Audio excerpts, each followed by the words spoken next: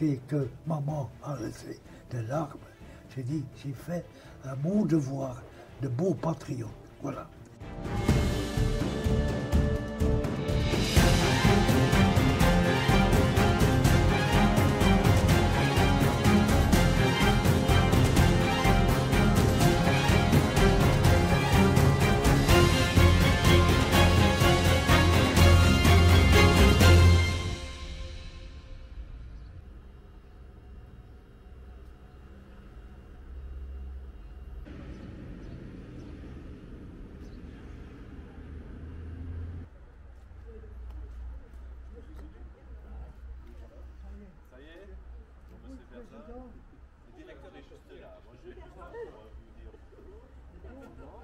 Bonjour Monsieur Verzin. Bah, je propose maintenant qu'on peut aller directement regarder le diorame de la Brigade Piron. Il avait dit, oh, si je pourrais encore raconter, ça c'est mon dernier sourire. Parce que il faut que les jeunes sachent. Quelques minutes pour raconter quelque chose par rapport à ce diorama. Alors, j'avais un casque comme ça. Ah, le casque britannique. Ouais. Britannique, oui. Ça va. D'ailleurs, la brigade Piron, c'est sous le commandant de British Army. Pendant la guerre, la Second Army était un peu d'origine que la brigade Piron était commandée par Montgomery. Exactement. Ouais, enfin, ça c'est l'histoire. Non, gars, tu m'entends. Non, je vais saluer. Ouais.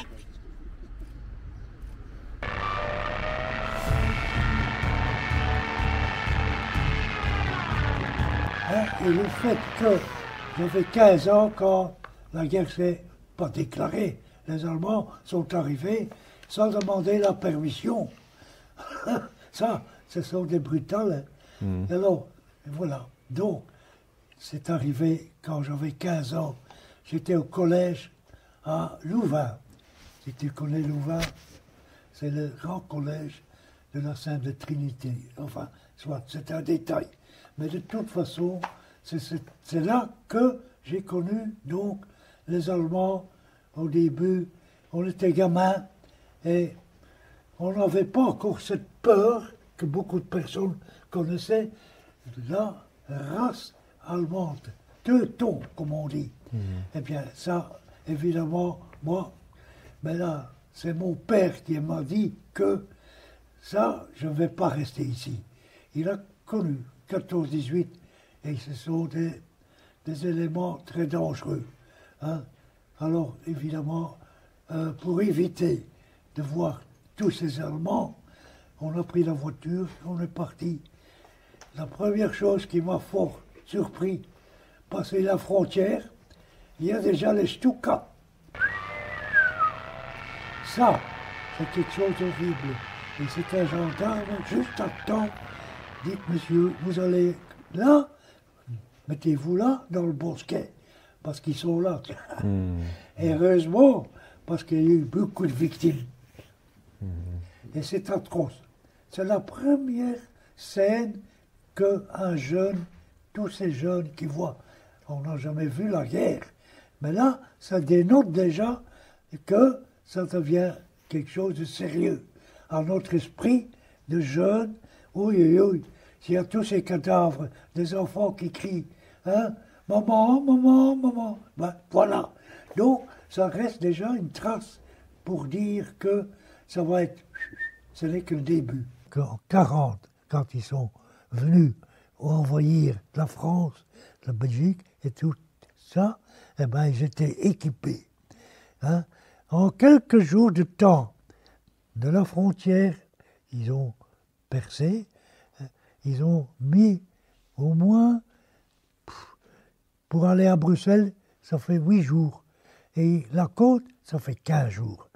Fin de mai, ils occupaient déjà une partie de tout ce qui est la Belgique. À tel point que, là, je vais revenir, tous les Alliés étaient groupés sur la plage. Des centaines de milles qui attendent pour faire la traversée. Alors, les bateaux, les navires, n'importe quelle sorte, eh ben, se sont embarqués. malheureusement, il y a eu des torpillages, hein, et des bateaux. Il y a des avions, hein, des Stuka, qui arrivaient. Heureusement qu'il y avait la RAF, la Royal Air Force, qui sont venus juste à temps pour éliminer. Et comme ça, il n'y avait plus d'avions. Eh bien, c'est alors qu'ils ont quand même parvenu. Il y avait 100 000 Belges qui ont pu traverser, sur 300 000 qui ont pu être évacués.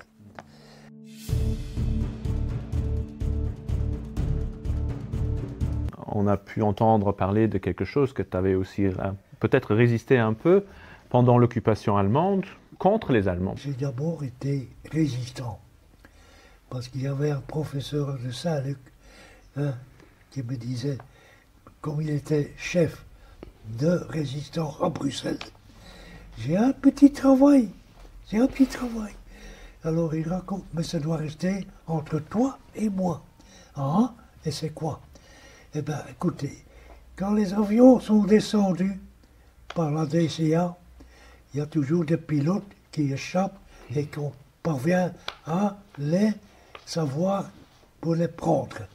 Et par les hommes spécialisés pour les laisser passer par les frontières, etc. Il y avait une équipe qui était spécialisée. Hein? France, Espagne, Portugal. Eh bien, moi, j'ai jamais su combien il y en a eu. Maintenant, après la guerre, beaucoup après, il y avait quelqu'un qui connaissait l'histoire. Eh bien, j'en ai sauvé 60. 60, et ça peut être plus, mais pas moins. Ça, c'était une belle idée que j'ai eue, c'est d'être engagé à la résistance. Et ça, c'était mon boulot, jusqu'à la fin. Si je suis ici, je le dis tout de suite, oui. C'est en mémoire de ceux qui sont morts. Hein? J'ai des copains à côté de moi qui ont été morts, tués par un SS. Il a sorti son revolver parce qu'il ne voulait pas parler allemand. Et ça me reste sur l'estomac. Je t'assure que quand on voit ton ami Robert, hein, par terre, et alors il dit, l'officier allemand, SS, il dit, geh zurück nach Hause, schnell. Hein, il disait que je devrais rentrer. Hein? Nein, ich gehe nicht nach Hause. Ich wollte mein Freund mitnehmen. Si tu comprends ce que ça veut dire. Eh bien voilà, il a dit non, schnell zurück nach Hause. Ça fait que pour moi, ils ne m'ont pas tué. Donc c'est déjà une chose qui est un peu c'est bizarre. Mais il a fait dans le sens que hein, je reste avec ce décès de mon ami, ça reste toujours une plaie terrible de voir un camarade. Ça y est, et voilà.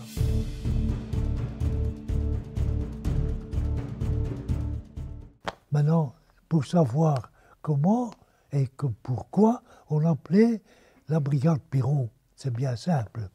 Après les instructions des jeunes soldats, parce que c'était, hein, eh ben, il y avait donc des contrôles par la British Army. Et un beau jour, il y avait la grande manœuvre.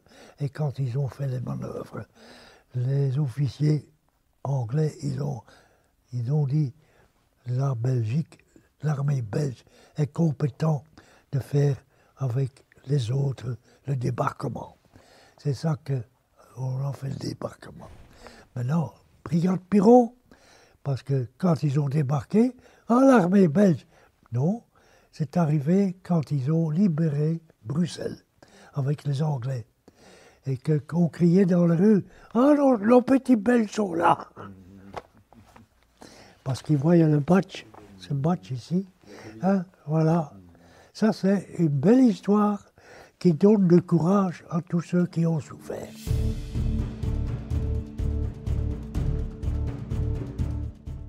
Alors, voilà, ça c'est le début de ce qui s'est passé lors du débarquement.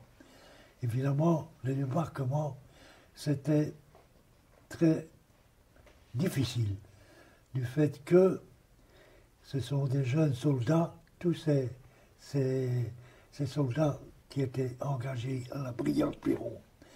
Hein? Et malgré tout, il y a eu le contrôle et l'inspection de la British Army. Et ils ont dit tout de suite, l'armée belge est compétente pour entrer dans la bagarre.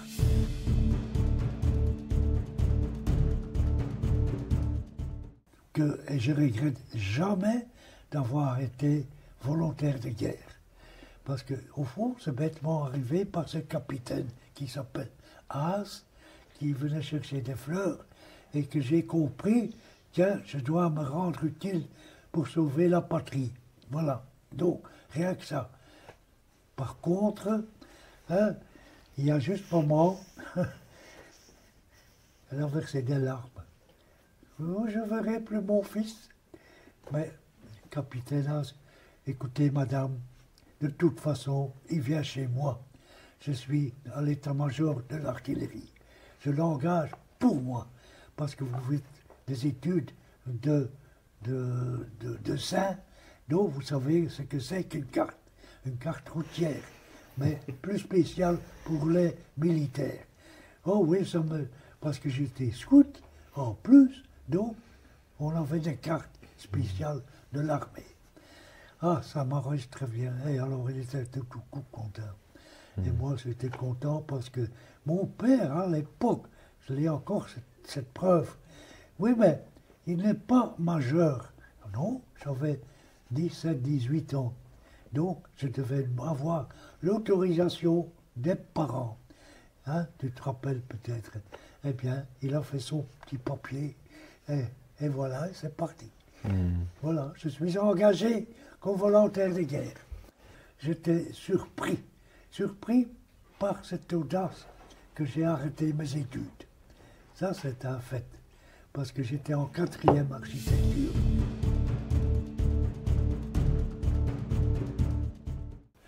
Eh bien, en effet, j'ai eu des félicitations, puisque j'étais à l'artillerie, à l'état-major, et souvent il y a le coup de fil. I want to speak to Mr. Il s'appelle De Kerk. Hein? Alors évidemment, je passe le cornet, c'est pour féliciter le commandant de l'artillerie que c'était formidable. Il disait tout de suite que avec l'endroit ou l'objectif du canon est vraiment réalisé, c'est à 5 à 10 mètres à côté. Mais plus on en a compétent de faire mieux, finalement, c'est pour ça que les Anglais téléphonaient, hein, congratulations, hein, et voilà. Et c'est pour ça que les Allemands, quand ils voyaient la brigade Piron, et surtout l'artillerie, mais tous les autres, ils ont fait tout leur possible. Ça restait un bon souvenir pour les Anglais, les Canadiens, etc. Donc, de ce côté-là, ça a été une belle réussite. Et c'est pour cette raison qu'on a emporté tout de même la victoire.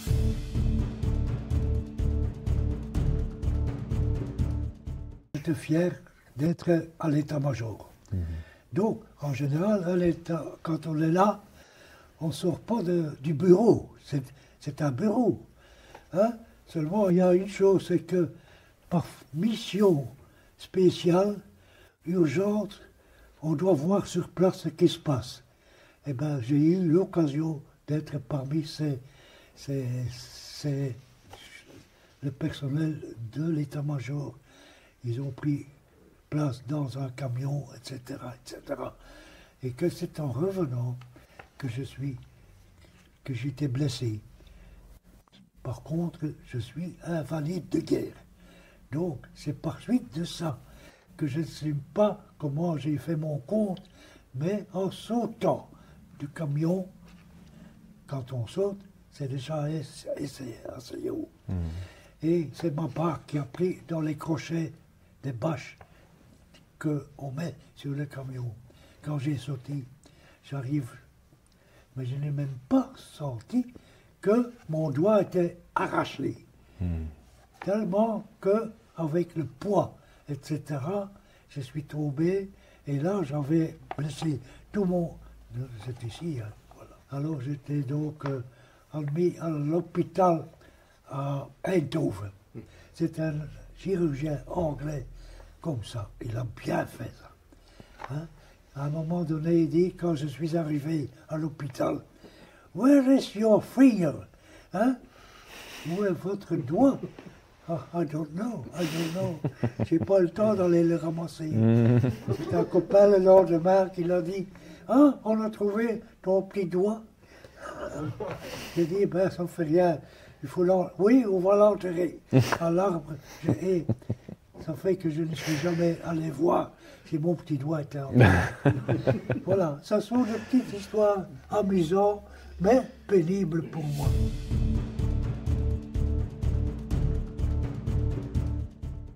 J'ai encore 2-3 autres questions directement en relation avec vos camarades luxembourgeois. Donc, vous avez donc aussi des connaissances, des liens avec les luxembourgeois au sein de la batterie. Ouais. Il n'y a plus de luxembourgeois en vie. Non. Et pourtant, moi, je suis encore là. Et en Belgique, il y en a encore 3-4 à l'artillerie qui sont encore bien. Et je voudrais, si je peux me permettre, d'insister que ces pauvres luxembourgeois, pourquoi les enfants ne peuvent pas assister à toutes les manifestations patriotiques? Il va y avoir en Normandie le souvenir de la guerre. Hein? Ça fait 80 années qu'on a libéré Normandie. Et je voudrais parler avec la direction du gouvernement pour qu'ils envoient quand même une délégation. C'est la moindre des choses. Si tu as la parole facile avec le duc ou bien avec le gouvernement, tu dis que c'est un ancien combattant. Je regrette que je dois le dire.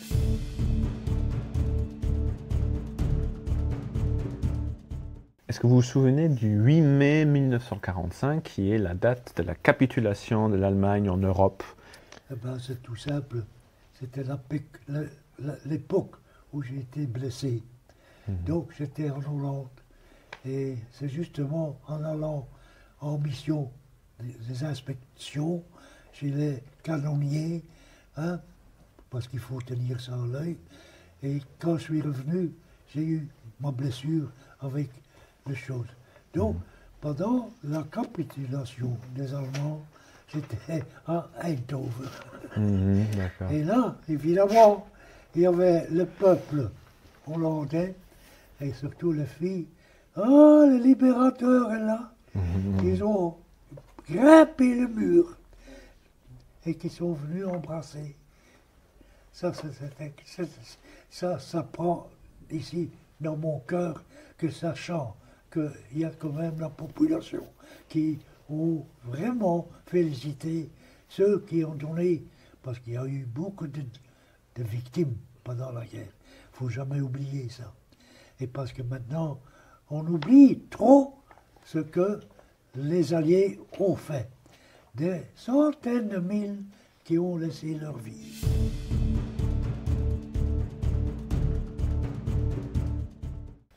Quand je pense qu'on a libéré des camps de concentration, eh bien ça c'était affreux à voir. Quand on était en l'Allemagne occupée, il y avait l'occupation de la brigade Biron du côté de Münster. Eh bien, c'est triste à voir tous ces pauvres. Il faisait chaud, ils étaient tout nus, mais ils n'avaient plus que la peau sur les os. Et on ne pouvait même pas les approcher. Les infirmières envoyées par la Croix-Rouge, ils ont interdit qu'on vienne les serrer les mains, ou les embrasser, ou les féliciter. Non, non, pas bouger, pas bouger. Eh bien, ça me laisse aussi quelque chose de très, très lamentable que ce que les Allemands ont fait souffrir le peuple, n'importe quel peuple. Donc, vous venez de nous dire que vous étiez donc chargé après la fin des combats de garder, de désarmer les Allemands du côté de, si j'ai bien compris, Münster et Saarbrücken. On était à Selm ou Kappenberg, ça dépend. Eh bien, la vie était très, très, très facile pour ceux qui sont arrivés là de la brigade Piron. La première chose qu'ils ont dû faire, c'est d'aller veiller dans les fermes environ, parce qu'il y avait beaucoup de camps, oui, justement, et qu'il y a des personnes qui ont évadé tous ces endroits pour aller travailler et engager dans les cantines militaires. Il y en avait chez nous 3-4 cantines où on pouvait boire son verre. Et j'entendais de loin, il y a Kochachen. Il y a des Polonais ici, non? Kochachen, je vous aime, je t'aime. Polonaise qui criait, hein, je te servais son verre. Hein, il y a Kochachen, ça veut dire je t'aime.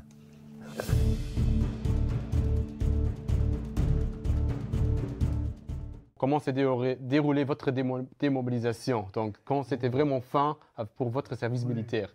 Eh bien, écoutez, c'est amusant. Quand le commandant a rassemblé tous les militaires de la brigade Piron, ils ont demandé, ça approche, je ne dis pas que c'est demain, mais ça approche d'être démobilisé. En une fois, il dit, ah, écoutez, j'ai quand même une mission d'abord à demander. Ceux qui veulent aller dans le RMT School, ça veut dire quoi? C'est l'école de la mécanique. Hein? Et il y avait un seul dans tout ce groupe, passant, ils étaient 1000 à écouter, un seul qui a levé son doigt. Eh bien, il n'y a personne d'autre. Je me dis en moi-même, j'ai toujours été très audacieux. Je le dirai tout de suite. Je n'ai pas peur de le dire. Mais la preuve est là.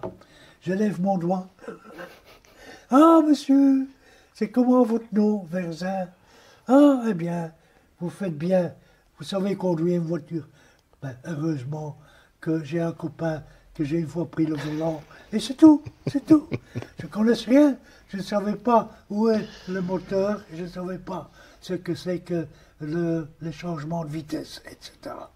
Enfin, voilà, me voilà embarqué, arrivé dans le sud de l'Angleterre, exactement à Rhyl. Hein, eh bien, ça a duré 15 jours. Et après, le sergent qui s'occupe de cette chose d'instruction, de RMT, je l'ai arrêté. I want to see the commandant. Sir, je n'ai plus le nom en tête. Il me regarde. Yes, I want to go back to my unit. Je veux retourner avec les choses de la brigade Piron. Oh, il était tout étonné. Yes, I can understand the English words for technical dans le genre de RMT School. Je ne comprenais pas le sens de chaque pièce en anglais. Alors, I want to go back. Ça fait que le lendemain déjà, le commandant me fait venir. Et là, encore une fois, l'audace. You want to go back? Yes. Well, good luck. Il a fait son papier. Et pour que je lundi, next Monday you can go back. Bon, je dis, Sir, parce que là il faut dire Sir, hein, pas commandant ni rien. Sir, I want to ask something. Je voudrais demander quelque chose. Well, yes, go on, avec le sourire. Well, I want to ask if is it possible to stay here in the United Kingdom. Minimum 8 a week, 8 days or more. Hein, ça veut dire, je demande que je peux rester en congé. You are free time. c'est comme ça. Eh bien, je les ai eus parce que j'ai eu l'audace de le demander. Il aurait pu dire, non, c'est pas possible. Eh bien, il m'a fait un free time, 8 jours, et c'est dans 8 jours que j'ai pris le bateau avec ce free time.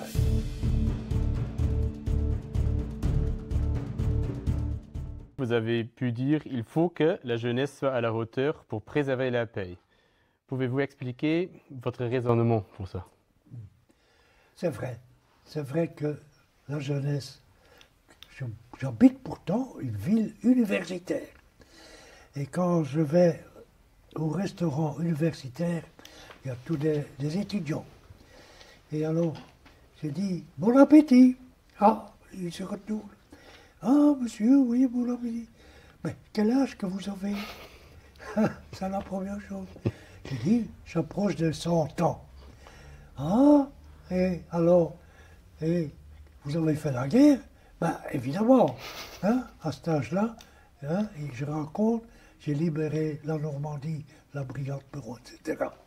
Alors, vous savez, la brigade Piron, est-ce que vous savez ce que c'est?